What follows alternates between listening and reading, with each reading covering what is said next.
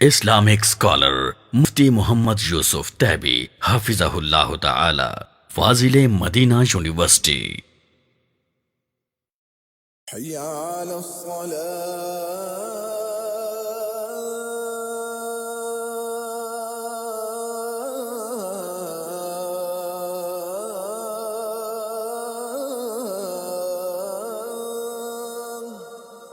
الحمد للہ رب العالمین والصلاة والسلام علی رسولہ الکریم وعلی آلہ وصحبہ اجمعین۔ ناظرین کرام، نماز میں جو صف بندی ہے اس کا بہت زیادہ اہتمام کرنا چاہیے۔ آج ہم دیکھتے ہیں نمازیوں کو، اول تو وہ مسجد میں آتے نہیں، اور مسلمان، اور اگر آتے ہیں تو وہ الگ الگ کھڑے ہوتے ہیں، ان کے آپس میں کوئی آگے کوئی پیچھے اختلاف ہوتا ہے۔ آپ اس بات کو سن کر حیران ہوں گے کہ رسول اللہ صلی اللہ علیہ وسلم فرماتے ہیں کہ تم مل کر کھڑے ہو، ولا تختلفوا، آپس میں اختلاف نہ کرو، فتختلف قلوبکم، اگر تم مسجد میں نماز کی صف میں اختلاف کرو گے تو تمہارے دلوں میں اختلاف آ جائے گا۔ آج ہم دیکھتے ہیں کہ امت اسلامیہ کے سب سے بڑے مسائل میں سے ایک مسئلہ امت کے دلوں کا اختلاف ہے، اور اس کی وجوہات میں بڑی وجہ صف بندی میں سستی ہے اور صف بندی کو سنت طریقے سے نہ کرنا ہے۔ تو اس کی بہت اہمیت ہے۔ حذیفہ بن یمان رضی اللہ تعالیٰ عنہ کہتے ہیں کہ رسول اللہ صلی اللہ علیہ وسلم نے فرمایا کہ ہمیں اس امت کو 3 چیزوں میں فضیلت دی گئی ہے سابقہ امتوں سے۔ پہلی بات تو یہ کہ ہماری صفوں کو فرشتوں جیسی صفیں بنایا گیا ہے، فرشتے بھی ایسے ہی صف بناتے ہیں۔ نمبر 2، ہمارے لیے ساری زمین کو مسجد بنا دیا گیا ہے، اور مٹی کو تیمم کر کے پاکی کا ذریعہ بنایا گیا ہے۔ تو بہر صورت صفیں بنانا یہ فرشتوں کی سنت بھی ہے اور ان کا طریقہ بھی ہے۔ رسول اللہ صلی اللہ علیہ وسلم فرماتے ہیں، اے لوگو سووا صفوفکم، صف ٹھیک کیا کرو، فإن تسویۃ الصفوف من تمام الصلاۃ، صفوں کی درستی نماز کے مکمل کرنے کا جز ہے۔ آپ اندازہ لگائیں کہ ابھی اللہ اکبر نہیں ہوئی اور صفوں کی درستی بھی نماز کا جز ہے۔ اس کا معنی یہ ہوا کہ اگر آپ بہت اچھے طریقے سے نماز پڑھتے ہیں مگر آپ کی صف درست نہیں ہے تو آپ کو نماز کے درجات پورے نہیں ملیں گے، یہ آپ اندازہ لگا لیں۔ اسی طرح رسول اللہ صلی اللہ علیہ وسلم فرماتے ہیں، احسنوا اقامت الصفوف فی الصلاۃ، نماز میں صفوں کو بہت اچھے طریقے سے سیدھا کیا کرو۔ تو نعمان بن بشیر رضی اللہ تعالیٰ عنہ فرماتے ہیں کہ رسول اللہ صلی اللہ علیہ وسلم خود صفوں کے اندر جا کر لوگوں کی صفیں درست فرماتے۔ جس کا سینہ آگے بڑھا ہوا ہے اس کو فرماتے پیچھے ہو جا، جس کا پیچھے ہو اس کو کہتے آگے ہو جا۔ تو ایسے صف سیدھی کرتے تھے جیسے کوئی لوہار تیر کو سیدھا کرتا ہے، آئرن پہ رکھتا ہے، پھر چیک کرتا ہے، پھر تھوڑی مار کر سیٹ کرتا ہے، جتنی محنت کر کے وہ تیر سیدھا کرتا تھا، اس طریقے سے نبی صلی اللہ علیہ وسلم صفوں کو درست فرمایا کرتے تھے۔ اور فرمایا کہ میں دیکھتا ہوں کہ اگر 2 نمازیوں کے بیچ میں خالی جگہ ہو تو شیاطین اس کے اندر گھس جاتے ہیں، اور وہ ایسے ہوتے ہیں جیسے بھیڑ کے چھوٹے بچے ہوں، تو وہ بیچ میں سے گھس کر اس کو دوسرے سے الگ کرتے، ان کے دلوں میں اختلاف ڈالتے ہیں۔ اس لیے انس بن مالک رضی اللہ تعالیٰ عنہ فرماتے ہیں کہ حالت یہ تھی کہ ہم اپنی صف میں اپنا ٹخنا اپنے بھائی کے ٹخنے سے اور اپنا کندھا اپنے بھائی کے کندھے کے ساتھ ملایا کرتے تھے۔ تو رسول اللہ صلی اللہ علیہ وسلم نے بھی اسی کی تعلیم بھی دی اور خود بھی ایک عمل کیا، اور بعد میں حضرت علی رضی اللہ تعالیٰ عنہ کو فرمایا کہ آپ اور دوسرے صحابہ کو کہ صفوں کے اندر جاؤ اور صفوں کو درست کرواؤ۔ جب وہ اوکے کی رپورٹ دیتے تو تب آپ نماز کو شروع کیا کرتے تھے۔ یہاں پر ایک بات میں کہنا چاہوں گا کہ ذرا تصور کریں کہ اس زمانے میں نہ صفیں تھیں نہ لکیریں تھیں، اور انہوں نے صف درست کرنی ہوتی تھی اور اندھیرا ہوتا تھا۔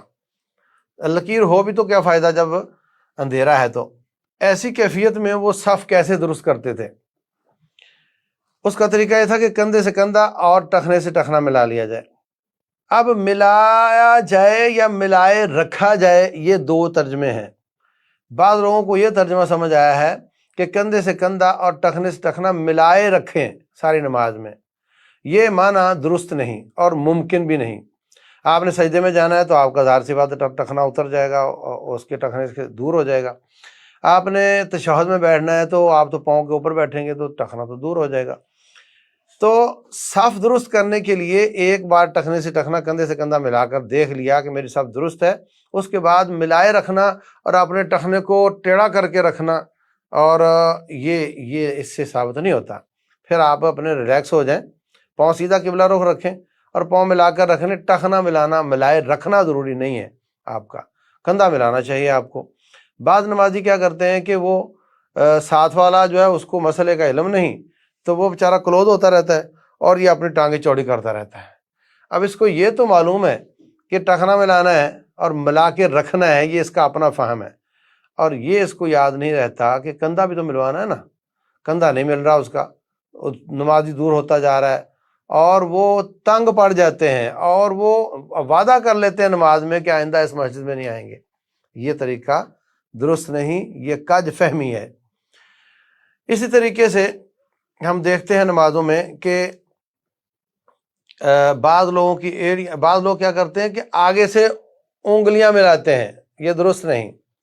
بعض کے پاؤں لمبے ہوتے ہیں، بعض کے چھوٹے ہوتے ہیں، اس لیے ٹخنے کے ساتھ صف سیدھی ہوگی، انگلیاں برابر کرنے سے صف سیدھی نہیں ہوگی۔ اور پاؤں کو کوشش کرنی چاہیے کہ قبلہ رخ ہوں اور درمیان میں خالی جگہ نہ ہو۔ البتہ بعض لوگ یہ بھی کرتے ہیں کہ بہت تنگ ہو جاتے ہیں، اتنا تنگ ہو جاتے ہیں کہ نماز میں بجائے توجہ نماز میں جانے کے، نماز میں توجہ وہ تنگی کی طرف رہتی ہے کہ ہم بڑے تنگ کھڑے ہیں، اور پھر وہ تشہد میں اپنے ساتھی کے اوپر بیٹھ رہے ہوتے ہیں۔ یہ تنگی بھی درست نہیں، اور وہ کھلا کہ جناب بیچ میں خالی جگہ ہو، یہ بھی درست نہیں، بلکہ نارمل طریقے سے جتنے آپ کے کندھوں کی چوڑائی ہے اتنے آپ کے پاؤں کی چوڑائی ہو تو آپ کے پاؤں بھی مل جائیں گے، کندھے بھی مل جائیں گے۔ اگر آپ کا ساتھی وہ سستی کر رہا ہے، وہ کوتاہی کر رہا ہے، تو اس میں آپ کا کوئی قصور نہیں ہے۔ آپ اپنے آپ کو نارمل رکھیں، کندھے اور پاؤں برابر رکھیں، وہ بھی رکھے گا تو مل جائے گا، نہیں رکھے گا تو وہ نہیں ملے گا، اس کو نماز کے بعد سمجھا لیں گے۔ لیکن نماز میں اپنے پاؤں زیادہ کھولتے اور یہ ٹخنے ملانے کی کوشش کرنا، اس معنی میں یہ درست نہیں ہے۔ تو اس طریقے سے ہمیں صفوں کو درست کرنا چاہیے، اور آگے پیچھے دائیں بائیں جو آج کل جو صفیں کارپٹ والی ہیں، ان میں پچھلی صف میں ایڑیاں آ رہی ہوتی ہیں لوگوں کی، یہ بھی درست نہیں ہے۔